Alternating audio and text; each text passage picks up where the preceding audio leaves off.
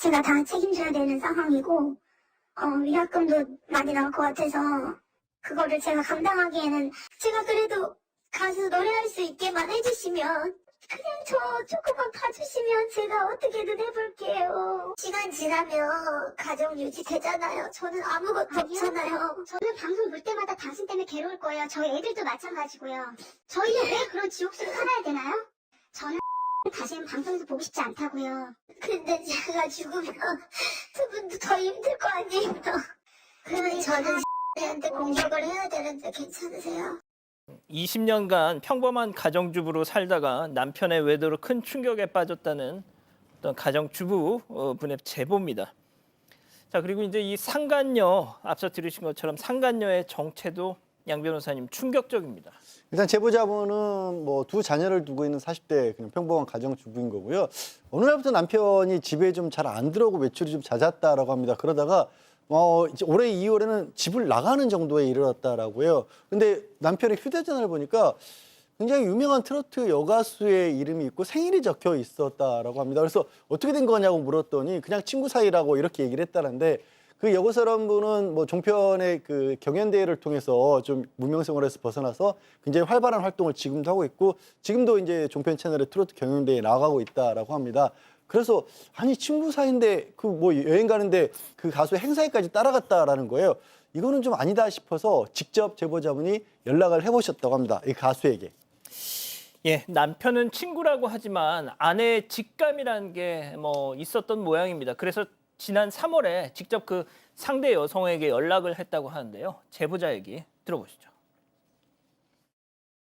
제가 그래서 남편이랑 무슨 사이냐, 그 여자랑 3월 초에 통화를 했더니 자기는 친구 사이고 자기한테 이런 식으로 계속 연락을 하면 자기는 소속사 통해서 고소하겠다. 그래서 제가 너무 겁을 먹었어요. 알아봤더니 같이 살고 있더라고요. 둘이 있으면 같이 뭐 포옹하고 키스하고 스킨십하고, 그러니까 제가 그 예용증명 보내기 전에 마지막 또 기회를 줬어요. 내 남편을 돌려달라. 우리 가정을 지킬 수 있게. 그랬더니 제가 가지지도 않은 분을 왜 달라고 저한테 이러시는 거예요? 막 이러면서 제가 저한테 연락하지 말라 그래서 어떻게 소송 중인데 저럴 수가 있냐. 방송에 버젓이 나와서 웃고.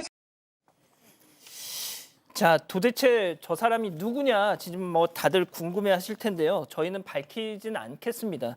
아마 이제 이 방송이 끝난 직후에 당사자가 입장을 낼 걸로 예상하고 있습니다. 그래서 굳이 저희가 먼저 공개하지는 않겠습니다.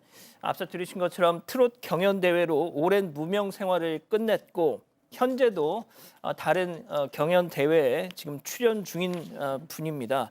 자, 교수님, 네. 친구 사이라고 주장을 하면서 오히려 소속사를 통해서 고소하겠다 이런 말을 했다는 건데 네. 앞서 보신 저 CCTV는 뭐 조금 상황이 다른 것 같아요. 그렇죠. 네, 맨 처음에 제보자가 그 여성에게 연락을 했을 때는 이 여성도 남성 그 남편과 마찬가지로 친구 사이다라고 얘기하면서 이런 식으로 연락을 하면 소속사를 통해서 고소하겠다라고 얘기를 했대요. 그래서 제보자께서는 좀 겁을 먹으셨다고 합니다. 그런데 나중에 이제 변호사를 이게 안 되겠다 싶어서 변호사를 선임해서 알아보니까 이 남편과 이 여성이 동거를 하고 있었다는 거예요. 그래서 한 달치 CCTV를 구해서 봤습니다. 그랬더니 저희가 지금 봤던 저 영상 포옹을 하거나 입맞춤을 하거나 손을 잡는 등 연인 사이로 볼 수밖에 없는 모습이 있었다는 거예요.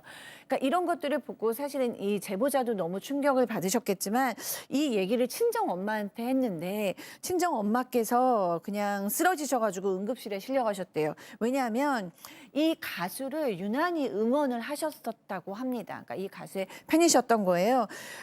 근데 우리 사위와 그 어떤 그런 부적절한 관계를 가진 것이 이 가수다. 그러니까 친정엄마도 너무 이제 충격을 받으신 거예요.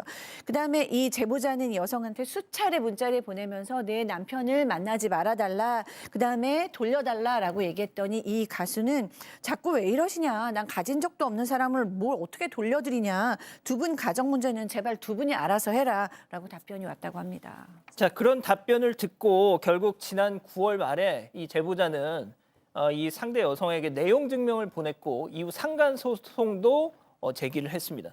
자, 그 전까지는 연락도 차단하고 당신들끼리 알아서 하라던 이 여성 법적으로 이제 문제를 제기하니까 그제야 연락이 왔다는 거죠. 자, 일단 체크 포인트 짚어보죠. 저도 피해자. 자, 제보자와 상대 여성의 통화 내용 들어보시죠. 제가 할 말은 없지만 저도 피해. 근데 아시면서 만나신 거잖아요. 법정에서, 네, 재판부에서 결정을 하시겠죠. 근데 제가 일반인이면 상관이 없는데. 그래서 말씀드렸잖아요. 저희 근데 나한테 이- 만나지 마시라고. 너무 죄송하고요.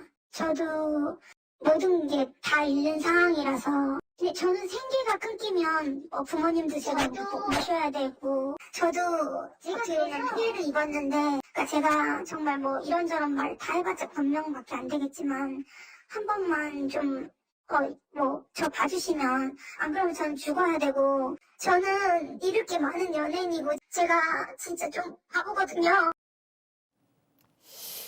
예, 박 변호사님. 자, 일단 제보자는 남편 만나지 말고 사과를 한다면 뭐 다른 거 법적 절차보다는 이제 그만하겠다라고 얘기를 했는데 연락이 계속 안 됐다고 해요. 결국은 내용 증명 또 상간자 소송을 했을 때 연락이 됐다라고 하고 그 이후에 연락 와서 하는 말이 본인도 피해자다라고 얘기를 하면서 할 말은 없지만 피해자다 이런 얘기를 하고요. 지금 헤어졌는데 지난 3월에 연락 왔을 때는 만날 생각 없는데 그냥 한 번 정도 만난 그런 상황에서 지금 좀 어렵다. 특히 부모님 생계도 책임을 져야 되기 때문에 돈이 없으니까 한 번만 봐달라라는 말로 일관을 했다고 합니다.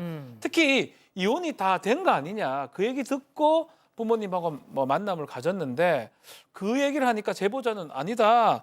무슨 소리 하느냐. 당연히 남자 입장에서는 이혼했다고 아니면 그런 것들을 충분히 확인했어야 되는 거 아니냐라고 얘기를 하고 있고요.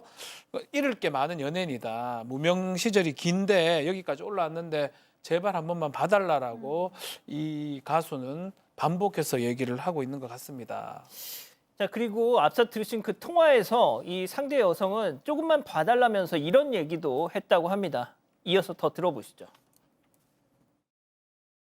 제가 다 책임져야 되는 상황이고, 위약금도 많이 나올 것 같아서, 그거를 제가 감당하기에는, 제가 그래도 가수 노래할 수 있게만 해주시면, 그냥 저 조금만 봐주시면 제가 어떻게든 해볼게요. 시간 지나면 가정 유지 되잖아요. 저는 아무것도 아니요. 없잖아요. 저는 방송 볼 때마다 당신 때문에 괴로울 거예요. 저희 애들도 마찬가지고요.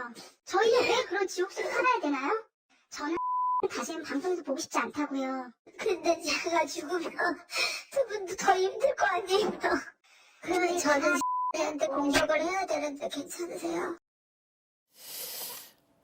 그러니까 현재 이제 출연 중인 그 트로트 경연대회 그 프로그램에서 이런 사회적 물의를 일으킨 게 뭐 이제 공론화가 되면 하차를 해야 되는 상황이 올 것이고, 네. 그럼 그 해당 방송사 측에 이런저런 뭐 위약금 같은 걸 물어야 할 텐데, 나는 그걸 당신 남편한테 어떻게 보면 구상권을 청구할 수밖에 없다. 약간 이런 얘기로 해석이 돼요. 네, 맞습니다. 이 돈을 혼자서는 다 감당할 수가 없으니까 너희 남편을 공격을 해야 하는데 그래도 괜찮겠냐, 감당할 수 있겠냐라는 겁니다.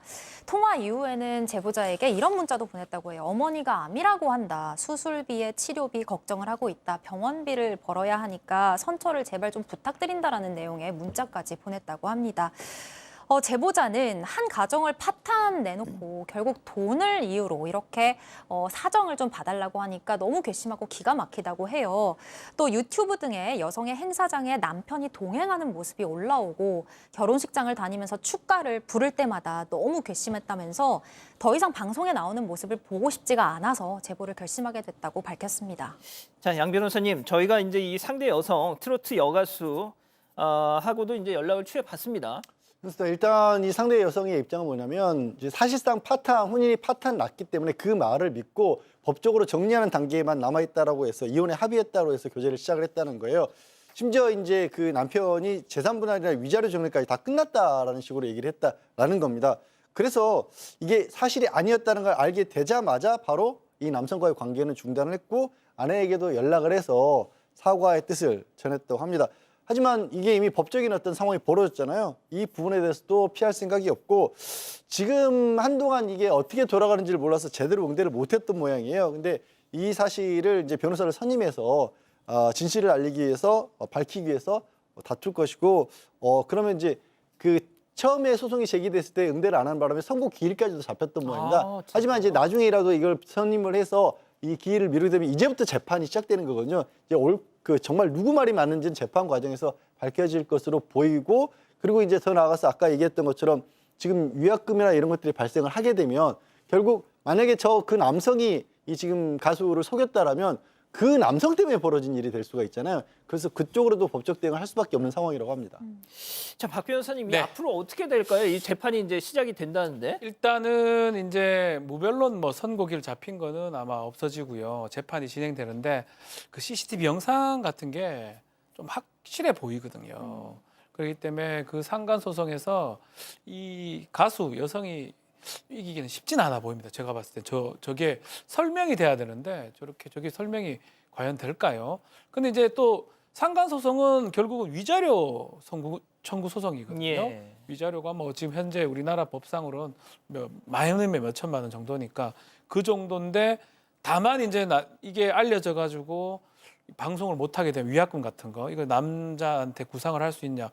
그거 저는 좀 쉽지 않아 보이긴 합니다. 본인 잘못도 있는데 그 남자한테 구상을 한다? 글쎄요, 이거는 뭐 어떻게 구성을 할지 모르겠지만 지금 상황으로 뭐 법적으로 진행한다면 가수 여성이 좀 불리한 상황이 아닌가 그렇게 인식이 되고요. 좀 지켜봐야 될 것 같습니다. 예.